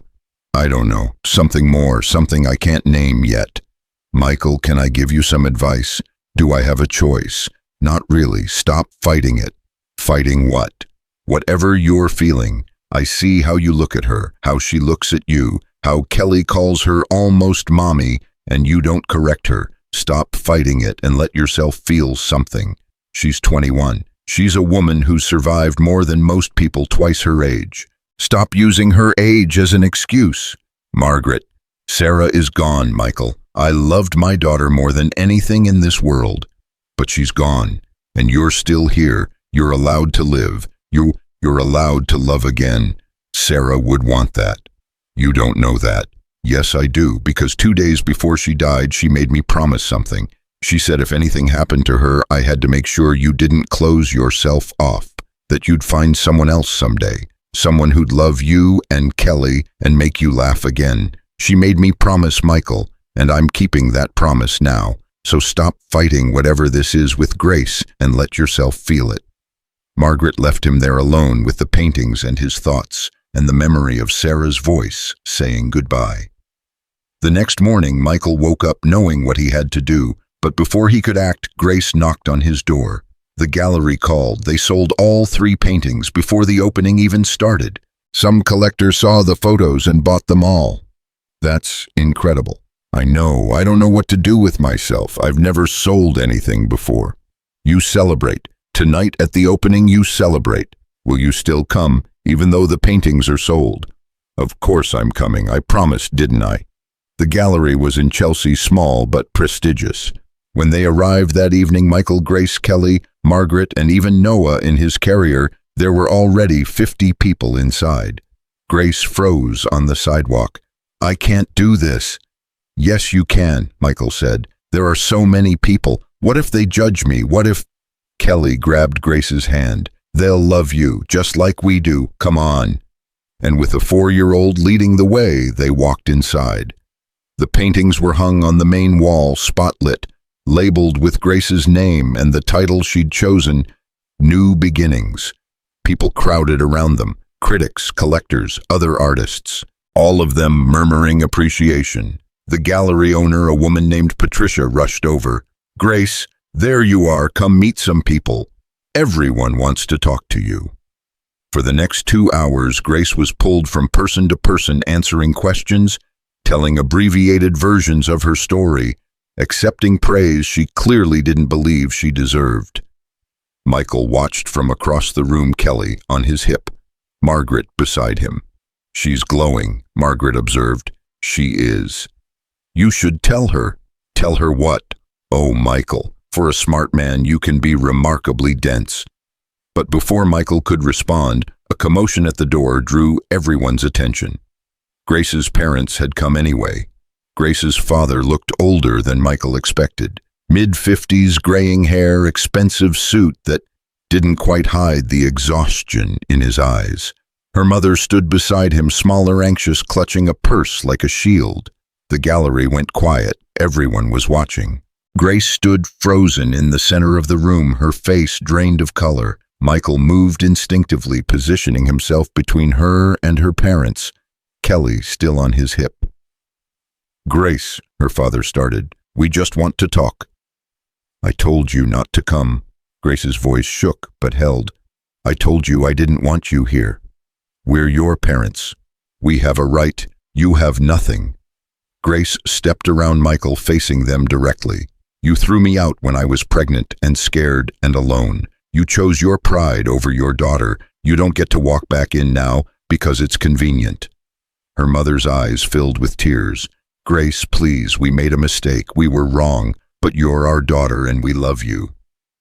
You loved who you wanted me to be, the perfect scholarship student, the girl who made you proud, but the second I became someone different, someone real, you threw me away like I was nothing. That's not fair. Fair. Grace's voice rose. You want to talk about fair? I slept on benches, Mom. I begged for food. I watched my baby turn blue from the cold and thought he was going to die in my arms. Where were you then? Where was your love then? Patricia, the gallery owner, stepped forward nervously. Perhaps we should take this outside. No. Grace's voice cut like glass. Let them stay. Let everyone hear this. Let them see what happens when parents decide their reputation matters more than their child. Grace's father flinched. We were protecting you from making mistakes. I made mistakes anyway, and you know what? I survived them. Without you, I found people who actually cared whether Noah and I lived or died. People who saw me at my absolute worst and helped anyway. So don't stand there and tell me you love me, because if you did, you would have been there when I needed you, not now when it's easy. Kelly squirmed in Michael's arms. Daddy, why is Grace crying? Because sometimes grown-ups hurt each other, Michael said quietly, even when they're family. That's sad. Very sad. Grace's mother took a step forward. Please, Grace, let us meet our grandson. Let us be part of your life. We'll do better. I promise we'll do better. For a moment, Grace wavered. Michael could see it in her face, the war between the daughter who still wanted her parents' approval and the woman who'd learned to survive without it. Then Noah made a small noise from his carrier. Grace looked down at him and something in her expression hardened. No, she said. You don't get to meet him. You don't get to call him your grandson, because grandparents are people who show up, who care, who sacrifice. And you're not those people. Grace, I have a family now, people who chose to love me when they didn't have to, who gave me a chance when everyone else walked away, and I'm not risking that for people who might hurt me again. So please, leave.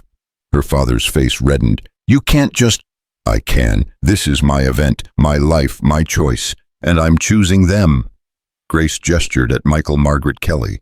I'm choosing the people who actually stayed. So go, and don't come back.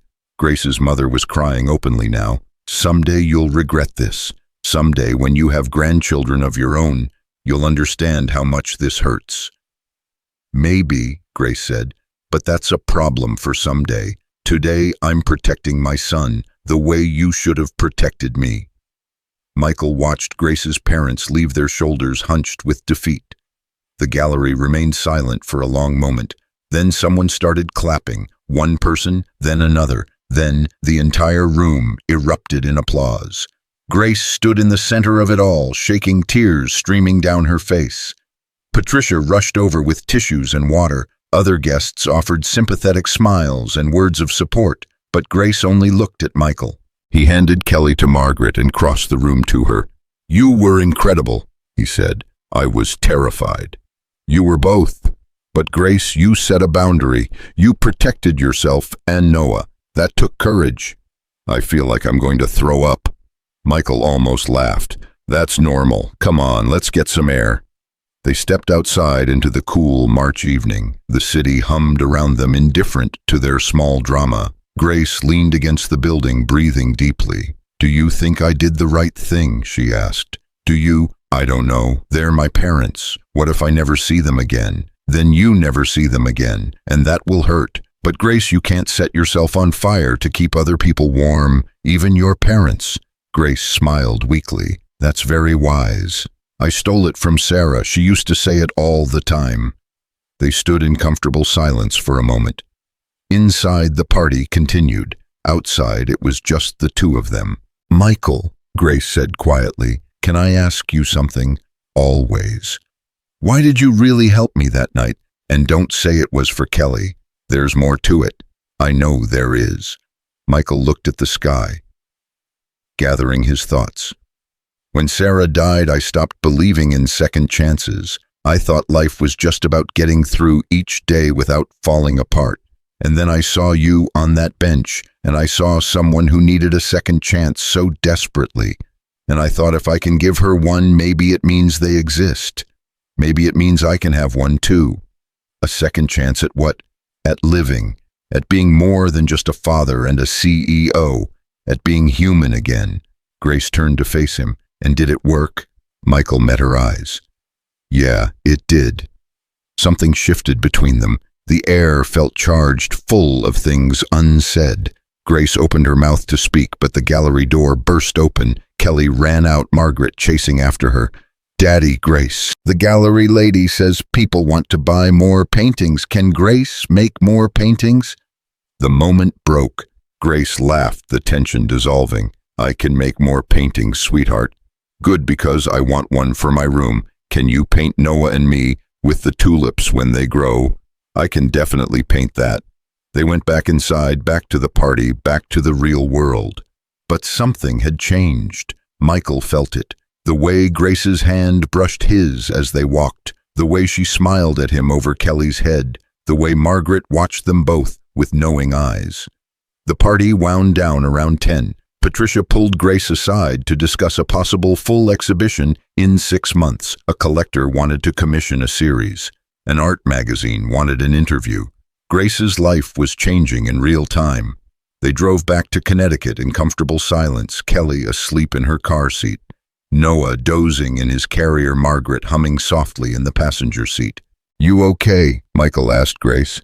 I don't know. I feel like I should be celebrating, but mostly I just feel exhausted. That's normal. You confronted your parents, sold your first paintings, and started a career, all in one night. Exhaustion is appropriate. When you put it that way, I sound very accomplished. You are very accomplished. Grace smiled. 3 months ago, I was sleeping on a bench. Now I'm accomplished. Life is weird. Life is weird, Michael agreed. They arrived home just before midnight. Margaret took Kelly straight to bed. Michael helped Grace get Noah settled in the guest house. Thank you, Grace said as Michael was leaving. For tonight, for everything. You don't have to keep thanking me. I know, but I want to. You changed my life, Michael, and I don't know if I'll ever be able to repay that. You already have. Every day you're here, every time you make Kelly laugh, every painting you create, you're repaying it. So stop keeping score. Grace walked him to the door. They stood awkwardly, neither quite ready to say goodnight. Michael, Grace. They both stopped, laughed. You first, Michael said. Grace took a breath. What Margaret said the other day about Sarah wanting you to move on, to find someone, do you think she was right? Michael's heart started pounding. I don't know, maybe.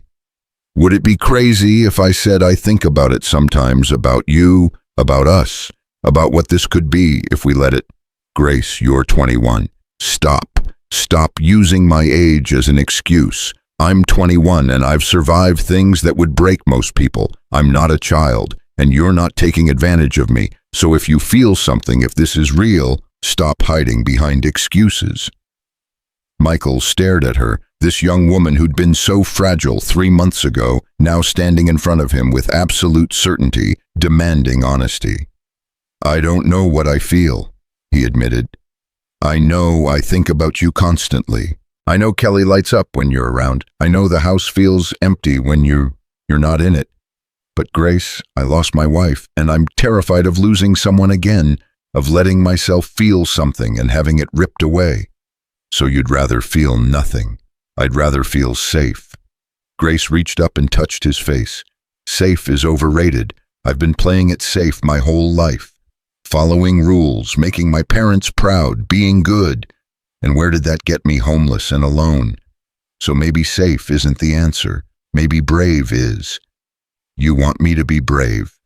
I want you to be honest, with yourself, with me. Do you feel something? Michael closed his eyes, thought of Sarah, thought of the promise Margaret said she'd made, thought of Kelly calling Grace almost mommy and not correcting her, thought of 3 months of small moments that had added up to something he couldn't ignore anymore. Yes, he whispered, I feel something. Then that's enough, for now.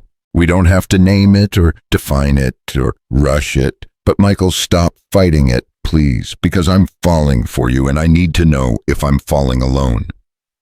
Michael opened his eyes, looked at this incredible woman who'd survived so much, and was still brave enough to be vulnerable. "You're not falling alone," he said. Grace smiled, actually smiled. "Good, that's good. But Grace, we take this slow, for Kelly's sake, for Noah's. We don't rush into anything." "Okay. And you tell me if I ever make you uncomfortable, or if this feels wrong, or if—" Grace kissed him, quick and soft and over before Michael could process it. "Stop overthinking," she said. "We'll figure it out, together, okay?" Michael touched his lips, stunned. "Okay." Grace went inside, leaving Michael standing alone in the darkness, feeling like his entire world had just tilted sideways again. But this time, instead of falling, he felt like he was flying. The next morning, Michael woke to Kelly bouncing on his bed. "Daddy, the tulips are starting. Margaret says they'll bloom in 2 weeks. Can we have a party when they bloom? Can Grace paint them? Can Noah come? Can we have cake?" Michael groaned. "What time is it?" 7. "Get up. We have to tell Grace about the tulips." Michael let Kelly drag him downstairs, still in his pajamas, to find Grace and Margaret already in the kitchen making breakfast. "The tulips are coming," Kelly announced. "We have to celebrate," Grace laughed. "We can definitely celebrate. With a party, if your dad says it's okay." Kelly turned pleading eyes on Michael. He couldn't resist. "Fine, a party, when the tulips bloom, but a small party." "Yay!" Kelly hugged his legs, then ran off to tell Noah the good news, even though Noah was 6 months old and wouldn't understand. Margaret poured Michael coffee. "You look different." "I haven't had coffee yet." "No, you look happy, lighter. Did something happen?" Michael glanced at Grace, who was suddenly very interested in the eggs she was scrambling. "Maybe, we'll see." Margaret smiled knowingly. "Good, about time." The next 2 weeks passed in a blur of ordinary magic. Grace worked on new paintings, Michael ran his company, Kelly prepared for her tulip party with the seriousness of a wedding planner. Noah learned to giggle, Margaret orchestrated everything from behind the scenes, and Michael and Grace figured out what they were becoming. Small touches, hands brushing during dinner, sitting closer on the couch during movies, Grace falling asleep on Michael's shoulder after long days in the studio, Michael bringing her coffee in the mornings. Nothing rushed, nothing forced, just natural progression. Kelly noticed, of course. Kelly noticed everything. "Are you and Grace boyfriend and girlfriend now?" she asked one night during bath time. Michael almost dropped the shampoo bottle. "What makes you ask that? You look at her like Prince Eric looks at Ariel, and she smiles different when you're around. Margaret says you're courting." "Courting is an old-fashioned word." "Is it true, though?" Michael helped Kelly rinse her hair. "Would it be okay with you if Grace and I were more than friends?" Kelly considered this seriously. "Would she still be here, her and Noah?" "Yes." "Would you still be my daddy? Always." "Would Grace be like a mommy?" Michael's chest tightened. "She'd never replace your real mommy, but yes, she might be like a mommy, if that's what happens. Someday." Kelly nodded slowly. "Okay, I think that's good, because Mommy's in heaven and she can't come back, but Grace is here, and she makes you not sad anymore, so I think Mommy would like her." Michael had to turn away to hide his tears. "I think she would too, sweetheart." The tulips bloomed on a Saturday in late March, red and yellow and pink, just like Margaret had promised. Kelly woke everyone at dawn to see them. "They're perfect. The party can happen today. Right, Daddy, today." Michael looked at Grace, who laughed and shrugged. "I'll make calls," Margaret said. "We can have people here by 3. The party was small. David came from the city, Marcus and Dr. Rivera, Patricia from the gallery, a few of Kelly's pre-K classmates with their parents, people who'd become important over the past 3 months. Kelly wore a princess dress and insisted Noah wear a bow tie. Grace had finished the painting of them with the tulips. She unveiled it at the party, and Kelly cried happy tears. "It's us. It's really us, Daddy. Look, it's us and the tulips." In the painting, Kelly knelt in the garden with Noah in her lap, surrounded by blooming flowers, sunlight breaking through winter clouds. It was joy captured on canvas, new life after darkness. "Can we keep it forever?" Kelly asked. "Forever," Grace promised. As the party wound down, Michael found Grace standing alone in the garden, looking at the real tulips. "Penny, for your thoughts." Grace smiled. "I was just thinking how 3 months ago I didn't know if Noah and I would survive the winter, and now we're at a garden party celebrating flowers. Life is strange. Life is beautiful." "That too." Michael took her hand. "I have something to tell you. I've been thinking about it for a while, and I wanted to wait until the time was right." Grace's eyes widened. "Okay." "The guest house. I want to transfer the deed to your name, make it legally yours, so you never have to worry about having a home again." Grace stared at him. "Michael, I can't accept." "You can, and you will, because you deserve security. You deserve to know that no matter what happens between us, you and Noah have a place to call home. Please, let me do this." Grace's eyes filled with tears. "Why? Why do you keep giving me things?" "Because I can. And because you matter. And because 3 months ago you reminded me what it means to be human. Let me return the favor."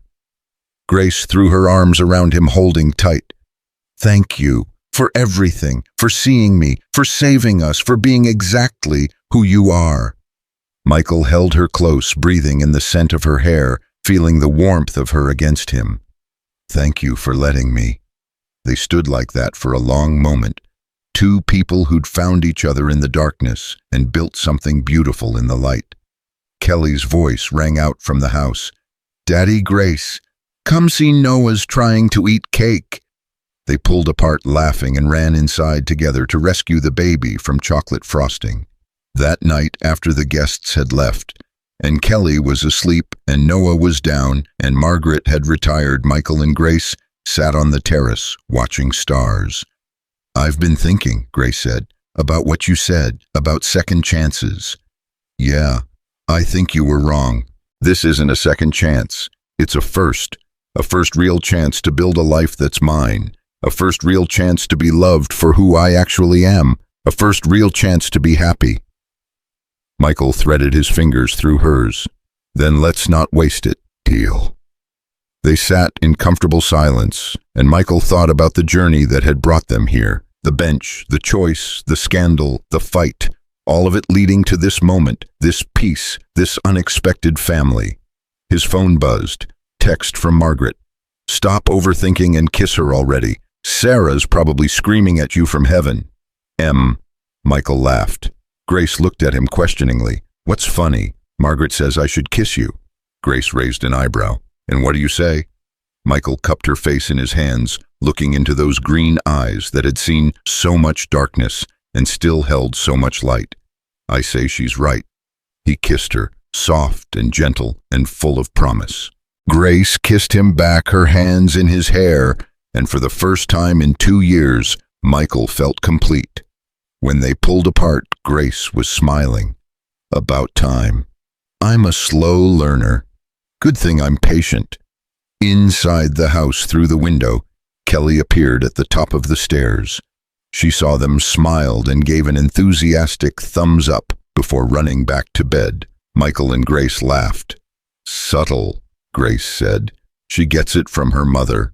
They stayed on the terrace until the stars came out in force, talking about everything and nothing, making plans, and breaking them, learning how to be together. And in the morning, Kelly would wake them early again. Noah would need feeding. Margaret would orchestrate breakfast. The tulips would keep blooming. Life would continue in all its messy, beautiful, complicated glory. But for now, in this moment, everything was perfect. 6 months later, Grace's full exhibition opened at the gallery. 20 paintings, all of them chronicling the journey from darkness to light. The bench, the hotel, the Connecticut house, Kelly and Noah, Michael's face in 100 different expressions, new beginnings captured in oil and canvas. Grace's parents didn't come, but Grace didn't need them to. She had Michael and Kelly and Margaret and Noah. She had a career and a home and a future. She had everything that mattered. On the final wall hung her masterpiece, the painting she'd worked on for 3 months, pouring everything into it. It showed a man and a small girl standing at Rockefeller Center looking at a bench where a woman held a baby, the moment of choice. The second before everything changed. She'd titled it, "Sometimes Angels Wear Old Sweaters." Kelly saw it and grabbed Grace's hand. "That's us. That's the night Daddy saved you." "No, sweetheart," Grace said, kneeling down. "That's the night you saved me. You're the one who saw me. You're the one who asked your daddy to help. You're the real hero." Kelly beamed. "Can I tell everyone that you can tell everyone anything you want?" And Kelly did. She told everyone who would listen about the night she found an angel on a bench, about her daddy being brave, about Grace and Noah becoming family, about second chances and new beginnings, and how sometimes the best things come from the scariest moments. People listened, and some of them cried, and some of them smiled, and some of them went home and looked at their own lives and wondered what they'd been too afraid to do. Because that's what stories do. They change people. They plant seeds. And months later, when Michael proposed to Grace on the terrace under the stars, with Kelly's enthusiastic approval and Noah clapping his chubby hands and Margaret crying happy tears, it felt like the most natural thing in the world. Grace said yes without hesitation, because she'd learned that safe wasn't the answer. Brave was. And Michael slipped a ring on her finger and thought about Sarah, about the promise Margaret said she'd made, about letting go without forgetting, about loving again without replacing, about being human enough to embrace the mess and the joy and the fear and the hope all at once. The wedding was small, spring again with the tulips in full bloom. Kelly was the flower girl. Noah was the ring bearer, though he mostly tried to eat the rings. Margaret cried through the entire ceremony. David gave a speech about courage and redemption. Patricia came from the gallery. Marcus stood as Michael's best man, which surprised everyone, including Marcus. And when Michael and Grace exchanged vows, promising to love each other through darkness and light, through fear and hope, through every beautiful, terrifying, ordinary moment, Kelly whispered to Noah, "See, I told you. Sometimes angels wear old sweaters, and sometimes daddies get to be happy again." Years later, when people asked Grace how she survived, how she built a life from nothing, she'd smile and tell them the truth. She didn't survive alone. She survived because a little girl with brown eyes and a big heart saw her when everyone else looked away. Because a grieving widower chose compassion over convenience. Because a grandmother kept a promise to her daughter. Because people showed up when it mattered. And because sometimes on the coldest nights, when you think you can't survive one more minute, someone stops. Someone sees you. Someone chooses to help. And that choice changes everything. Michael never forgot that night at Rockefeller Center, the moment Kelly tugged his hand, the choice that nearly cost him everything and gave him back his life. Sometimes he'd drive past that bench, the one where he'd found Grace, and he'd remember the fear, the uncertainty, the absolute conviction that he was making the right choice, even if it destroyed him. And he'd think, "I'd do it again." Every time, without hesitation. Because that's what love is, not the romantic kind, though, that came later, the human kind, the kind that sees someone suffering and can't walk away, the kind that costs something and gives back more, the kind that saves everyone involved. Kelly grew up telling the story, to her friends, her teachers, eventually to her own children, the night her daddy saved an angel, the night everything changed, the night she learned that being brave means doing the right thing even when it's hard. And Noah grew up knowing he was loved.